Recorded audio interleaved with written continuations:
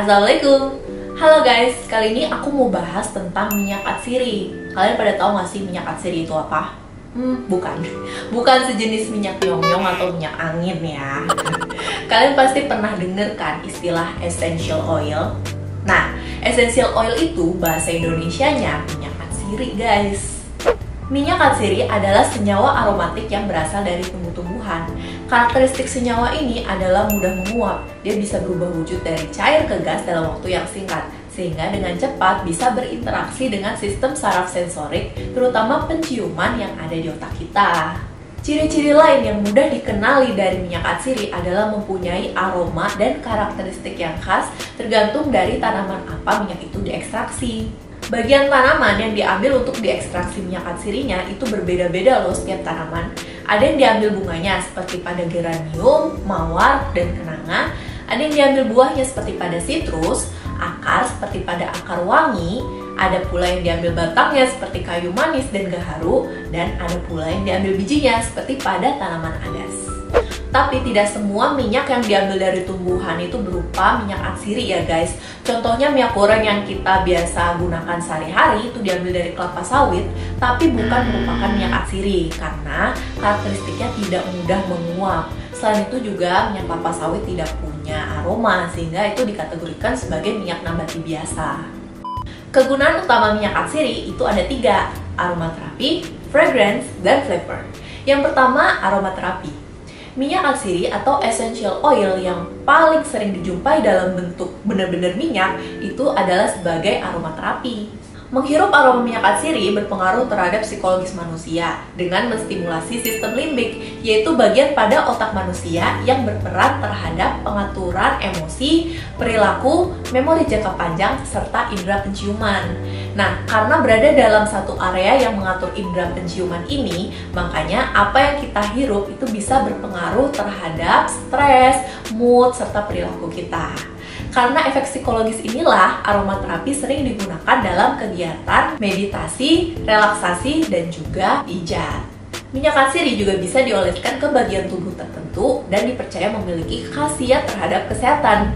Berikut adalah minyak-minyak yang terkenal memiliki manfaat untuk kesehatan. Nah, kalau kamu membeli jenis yang 100% pure essential oil, jangan langsung diaplikasikan ke tubuh guys. Karena minyak murni terlalu keras kandungannya, sehingga bisa menimbulkan reaksi terbakar atau alergi pada kulit kamu. Kamu harus melarutkannya terlebih dahulu dengan carrier oil. Contohnya jojoba oil, VCO, olive oil, atau argan oil dengan komposisi 10:1. Tapi kalau kamu membeli jenis yang sudah ada campurannya, maka nggak apa-apa, aman. Tapi jangan lupa, kamu harus cek dulu di bagian kulit yang kecil untuk tahu reaksi kulit kamu bagaimana terhadap minyak kamu. Selain dihirup atau dioleskan, kadang beberapa orang juga mengkonsumsi minyak untuk khasiat kesehatan tertentu. Nah, kalau ini sebaiknya kamu konsultasikan terlebih dahulu pada dokter. Karena walaupun itu ada dampak bagusnya untuk kesehatan, tapi kita nggak tahu kan bagaimana dosis yang aman untuk tubuh kita. Itulah tadi kegunaan minyak atsiri dalam dunia kesehatan dan aromaterapi. Yang kedua adalah kegunaan fragrance atau wewangian. Minyak atsiri dalam parfum biasanya terdiri dari campuran berbagai jenis tumbuhan untuk menghasilkan wangi yang unik. Minyak murni tersebut kemudian diencerkan dengan alkohol atau carrier oil. Nah, berapa persen kadar pengencernya itu menentukan kualitas parfum. Dalam dunia wewangian, ada 4 klasifikasi kualitas dari yang tertinggi parfum sampai yang terendah eau de cologne. Yang pertama parfum, ini adalah jenis yang kadar minyak atsirinya paling tinggi, yaitu 20-40%. Gak heran, parfum ini harganya paling mahal dibanding dengan yang lainnya. Tapi sebanding kok guys dengan kualitasnya, karena wanginya bisa bertahan di tubuh kita selama 6-7 jam. Yang kedua adalah eau de parfum, atau yang biasa disingkat sebagai EDP. Ini adalah versi lebih terjangkaunya dari parfum. Memiliki kadar minyak atsiri 10-15%, EDP bisa bertahan di tubuh kita selama 4-6 jam. Yang ketiga adalah eau de toilette, atau yang biasa disingkat EDT, memiliki kadar minyak 4-10%. Aromanya ringan dan hanya mampu bertahan 3-4 jam. Yang terakhir adalah eau de cologne. Ini yang biasa kita jumpai di supermarket atau minimarket dalam bentuk body mist atau body spray. Nah, kadar minyaknya ini kecil sekali, hanya di bawah 4% dan hanya mampu bertahan di tubuh kita selama 2 jam saja. Tahukah kalian, wangian dari cendana, gaharu, dan akar wangi itu paling disukai oleh orang-orang Timur Tengah. Karena orang-orang sana suka dengan nuansa-nuansa kayu atau tanah. Beda dengan Indonesia, kita kurang suka terhadap pewangian mereka. Karena kita itu lebih cenderung suka terhadap bunga atau buah-buahan. Kegunaan minyak asiri yang ketiga adalah flavor atau penambah rasa. Nah, seperti yang kita tahu kan, salah satu karakteristik minyak asiri adalah memiliki rasa dan aroma yang khas. Dalam industri pabrik makanan, biasanya minyak asiri digunakan sebagai bahan baku pembuat perisa makanan, seperti pada perisa pandan, vanili, atau jeruk. Nah, selain pada industri pabrik makanan, bisa juga kita gunakan sebagai bahan makanan masakan sehari-hari. Ayo, siapa yang suka masak? Bukan dalam bentuk minyak ya, tetapi dengan menambahkan langsung bagian dari tanaman yang mengandung senyawa aromatik ke dalam masakan kita. Contohnya kayu manis, sereh, lada, cengkeh, dan masih banyak lagi.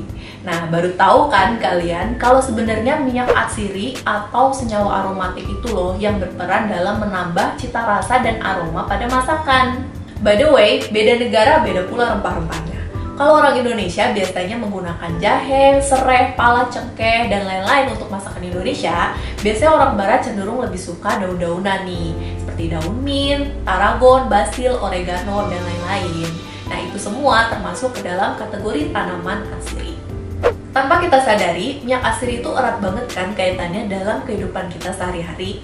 Dari yang mulai dalam bentuk minyak untuk aromaterapi, yang diencerkan untuk parfum dan wangian, sampai kandungan kecil dalam bumbu dapur yang berguna untuk menambah aroma dan cita rasa pada masakan. Ngomong-ngomong soal minyak atsiri atau essential oil yang beredar di pasaran, itu kita tahu ya, harganya cukup mahal. Semakin murni minyaknya, semakin bagus khasiatnya, maka semakin menguras kantong juga. Ini karena proses pembuatannya sulit dan memakan waktu yang sangat lama, guys. Selain itu, ketika panen juga dengan kuantitas panen tumbuhan yang segitu banyaknya, itu hanya dihasilkan ekstrak minyak yang beberapa mililiter saja, makanya mahal. Lalu bagaimana sih cara pembuatan minyak atsiri? Nah, nanti akan aku jelaskan di episode selanjutnya ya.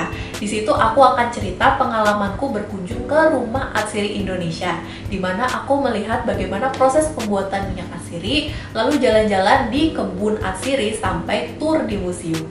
Pokoknya tempatnya bagus banget deh.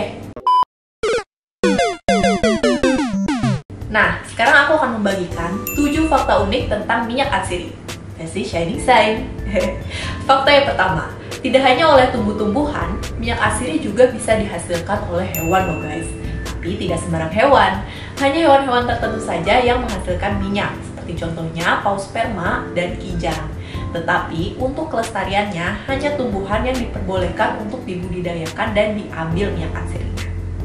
Fakta yang kedua, untuk menyuling 1 gram minyak mawar membutuhkan 4 kg bunga mawar segar loh guys. Wah, pantesan aja harganya mahal. Fakta yang ketiga, minyak yang paling mahal di dunia adalah minyak yang berasal dari tumbuhan asli Indonesia loh guys. Wow. Namanya adalah pohon gaharu yang khususnya terdapat di Indonesia bagian timur. Tahu nggak sih kalian, 500 ml minyak gaharu itu dijual seharga 90 juta rupiah loh guys. Wah, sobat miskin mah mundur aja deh. Fakta yang keempat, berapa lama sih minyak atsiri bisa bertahan? Minyak atsiri bisa bertahan 2-12 tahun tergantung bagaimana penyimpanannya. Fakta yang kelima, botol minyak atsiri biasanya berwarna gelap. Itu karena botol yang gelap bisa menghambat proses penguapan, sehingga minyaknya bisa jadi lebih awet. Tetapi jangan sampai botolnya udah gelap, tapi kalian taruh di bawah sinar matahari langsung ya. Fakta yang keenam, minyak rosemary berkhasiat untuk meningkatkan fungsi memori dalam otak. Wah, coba deh sekali-kali nih kalau kamu lagi ujian, coba belajar sambil menikmati aromaterapi dari minyak rosemary. Siapa tahu nilainya bisa lebih gede. Fakta nomor 7, aroma vanili pada es krim yang kamu makan bisa jadi bukan dari vanila, tetapi dari cengkeh. Dan aroma parfum bunga mawar yang kalian punya itu bisa jadi bukan dari bunga mawar, tapi dari sereh. Wah, kok bisa gitu ya? Ini karena senyawa aromatik itu bisa dimodifikasi menyerupai aroma dari tumbuhan lain. Jadi kalau tanaman aslinya mahal atau sulit ditemui, ahli kimia bisa memodifikasi dari tanaman yang lebih murah dan lebih banyak dijumpai. Itulah tadi 7 fakta unik tentang minyak atsiri versi Shining Side. Hehe. Tetap saksikan terus channel aku ya, dan jangan lupa klik subscribe untuk support aku membuat konten-konten informatif lainnya. Bye-bye!